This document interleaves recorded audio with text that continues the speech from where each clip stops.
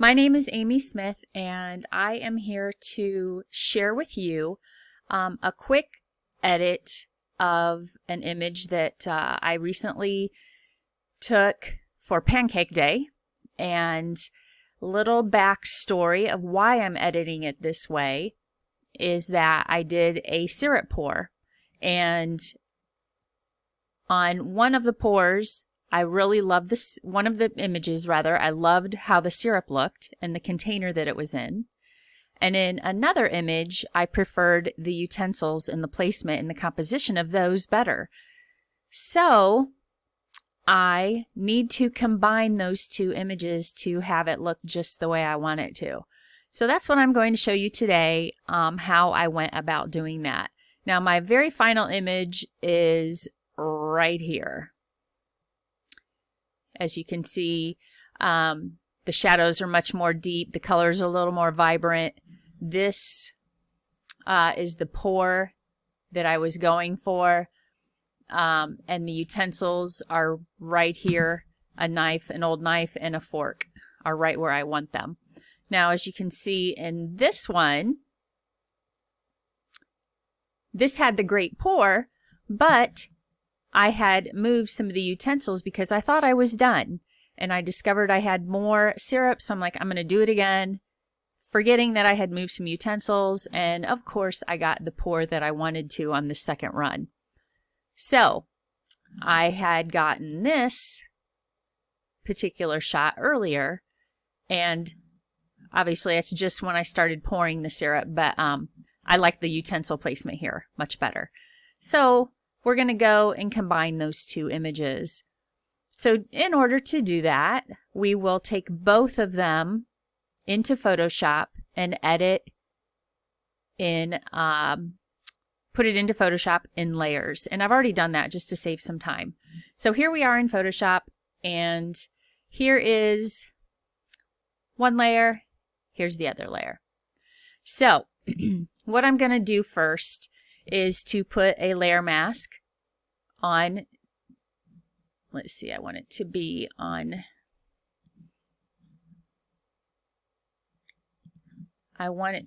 this layer, the top layer, which is what we're seeing right now.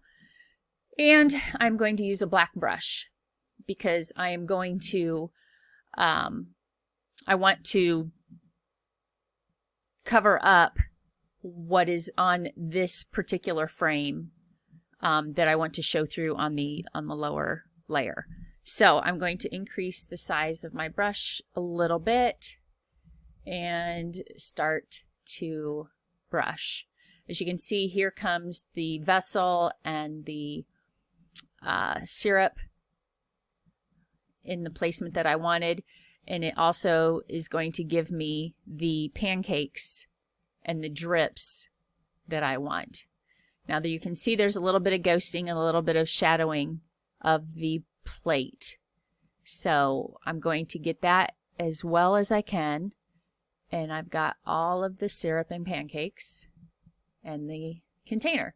So now as you can see over here, left of the pancake stack, I accidentally got rid of some of the fork. I want to get that detail back.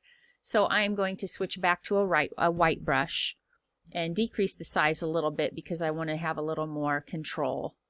And I'm just going to paint back that fork without getting too much into the pancake stack that no one would ever know or notice. So we're not going to worry about too much of that. Go back and get maybe a little bit of that shadowing.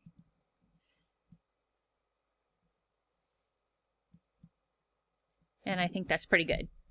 Nobody's ever going to see or notice any of that. One more thing while I'm in Photoshop, since it does I think it does a much better job cloning and just removing things in general. There is a set of measuring spoons right here that have a brown orangish color leather strap that's reflecting on a spoon, and I want to get rid of that as best as I can. So what I'm going to do now, I'm going to flatten this part that we've done. I'm going to then duplicate my layer, And I am going to use it. We're going to try with the patch tool first. We'll just do a small bit of the orangish brown stuff here and see if we can get that and have it blend in pretty good. That did a pretty good job. We'll fix that later. You can see some of the lines, but doing it in smaller chunks sometimes warrants a better result. So we're gonna keep on kind of softening that up and get it to where we are happy with. And if we need to, I'm going to, oops, hate it when I do that. Get a little squirrely. And we're just gonna, so it's all one, we're gonna Control D to deselect that. I think that looks okay. I think none the wiser. No one's gonna know what was there or wasn't there. And then we have this little bit to worry about right here, and this is more in the shadows, so I think this might be a little easier to deal with. So I'm just gonna move it over, and we got it pretty good. I think next I'm gonna try the clone tool. For me, cloning and changing these kind of things is a lot of trial and error, and going between different tools to see what will work and what won't. And here I think we're gonna be okay with the clone stamp. That worked pretty good, and I may even try one more time here on that reflection and try to deal with that a little better. Oh, I don't like what that did. So I'm gonna try one more thing. The lasso tool to go around, and I'm not confident in this really, but we're going to try it. Shift, delete, and then hit OK. And that, nope, don't care for that. So Control Alt Z will step us back. We'll deselect that, and I'm going to try a little larger brush and the clone stamp. Let's see what that does for us. Grab a selection here. Oops, went a little too far, didn't I? So we'll try that one more time. There, that looks pretty good. I'm pretty happy with that.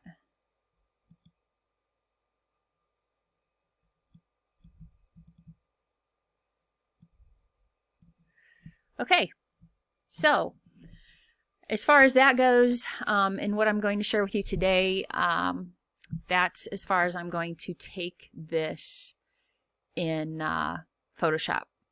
So we will go back, we'll save it and go back into Lightroom, and this, actually, we will save that. So we're going to go back here, we're going to save it. And we'll go back into Lightroom and wait for it to show up.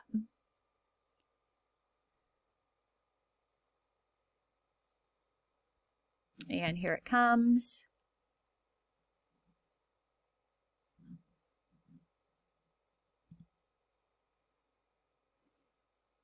Okay, so here we have what we just did in Photoshop. We have the placement of the utensils that we like. We have the syrup pour that we like. We got rid of the orange thingies from the measuring spoons. So now, from now till my final edit, what I did was deepen some of the background. Some of my curtain had some highlights on it that I deepened into the blacks and the shadows. I richened up the colors a little bit. I,